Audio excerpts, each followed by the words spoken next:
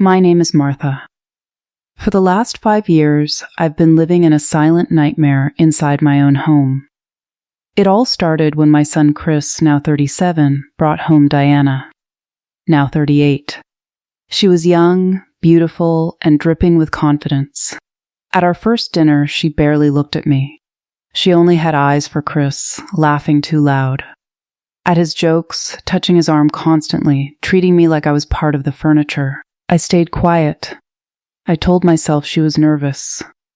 I wanted my son to be happy. Big mistake. They got married 5 years ago.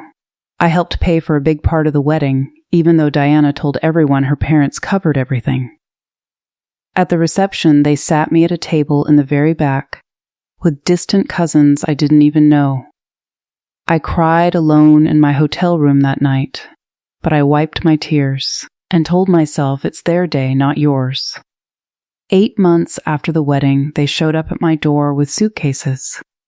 "Mom, it's just temporary," Chris said with that. Same awkward smile he's had since he was a kid. Until we get back on our feet, I should have locked the door. Temporary turned into 5 years of hell. Diana quit her job after 6 months and never went back. For 4.5 years, she lived on my couch, watching TV while I cooked, cleaned, and washed their clothes. She started giving me orders in my own kitchen. "Martha, make chicken tonight. Martha, my family is coming, clean the house properly. Martha, don't use that detergent, it ruins my clothes." Chris always defended her. "She's stressed, Mom. She's finding herself." Finding herself? While I played maid in the house I bought with my own money 25 years ago? The breaking point came on Diana's birthday last week. I was making coffee in my kitchen when Diana and her mother Betty burst in with grocery bags. "Today I'm showing everyone I'm the best cook in the family," Diana announced loudly. Betty looked at me with pure contempt and said, "Not like some people." Then Diana pointed at the door like I was a dog. "Martha, could you do us a favor and leave? It's my birthday." I walked out of my own kitchen with my head down while they laughed behind me. That same day, while they were all eating and laughing in my dining room, I got a text from my accountant, Henry. "Martha, urgent. Chris tried to refinance your house using forged documents. Call me immediately." My blood ran cold.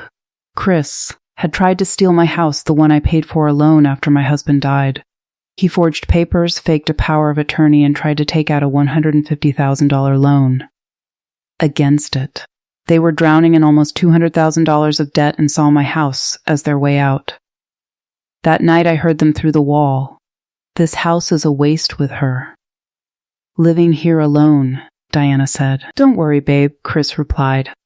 "I'll convince her, or we'll find another way." Something inside me finally snapped. For the next 2 weeks, I stopped being their maid. I stopped cooking. I stopped cleaning up after them. I just stopped. They hated it. While they panicked, I was busy. Very few people know this, but for the last 30 years, I've quietly built a successful restaurant chain called Taste of Home. 5 locations. Strong profits. Total net worth around $5 million. I kept it completely secret because I wanted Chris to love me for me, not my money. Clearly, that was the wrong choice. I gathered all the evidence, the forged documents, the secret appraisal of my house, and security camera footage of Chris and his shady friend Matt literally planning to forge a power of attorney and sell my house behind my back. Then came the big family dinner at Ernest Diana's their house. They thought it was their victory lap. Ernest stood up and proudly announced that Chris was maturely selling his mother's house to solve their financial problems. Everyone clapped. That's when I stood up. I called Henry in. He laid out all the documents on the table. I told them everything. That I own 5 thriving restaurants. That I'm worth approximately $5 million. that I have video proof of Chris and Matt planning to commit fraud against me. The room went dead silent. Diana dropped her fork. Chris turned ghostly white. Ernest's fake smile melted off his face. I could have sent them both to jail. Forgery, fraud, conspiracy. The evidence was overwhelming. Instead, I gave them conditions. They had 2 weeks to move out of my house. They both had to go to therapy, individual plus cup. I would pay their $200 K debts. Directly to the creditors, money goes to them or Ernest. Diana starts as a waitress at one of my restaurants, $2,000 month plus tips.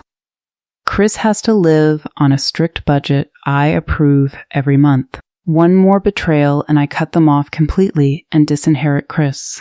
They moved out. Diana is now working as a waitress and was recently promoted to shift supervisor. Chris is learning to budget and calls me every week, not for money, but to actually talk. Diana came to me a few weeks ago with a real, humble apology.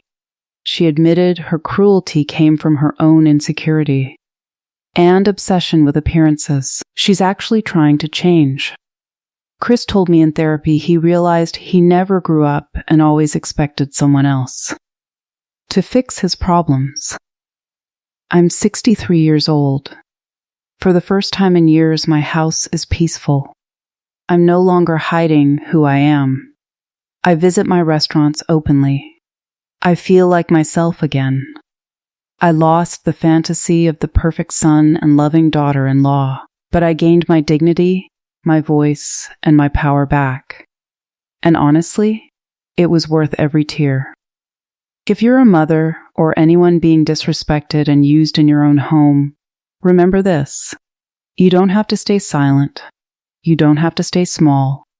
And sometimes the kindest thing you can do is let people face the consequences of their choices.